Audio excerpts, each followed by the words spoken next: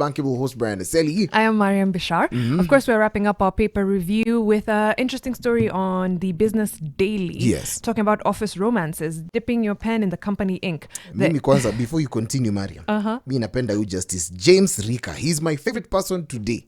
Because Vya vitu anasema.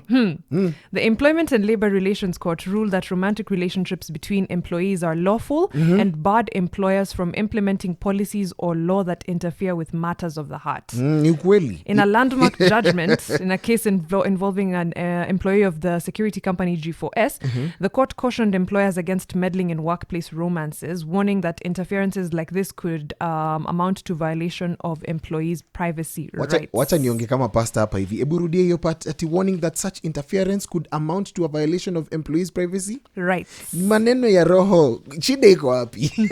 So, can I just say, I read the article. Yes. I strongly disagree with this ruling. Why? So the case is that these two met, had a sexual relationship of some sort. And there's a part actually that I do find disturbing, that G4S had forced Mr. Mwaura, who was the defendant in court, to undergo a DNA test to establish whether he was the father of Miss Mukami's child who he had a relationship with. Okay, that I don't agree with. Right? That and this is G4S that did that, forced him to undergo the DNA test. Yeah. He was a regional operations manager. She was a security guard. The reason sexual harassment, laws exist and policies exist in the workplace, and the reason a lot of places will ban workplace romances is because you can't guarantee consent when there are power dynamics at play.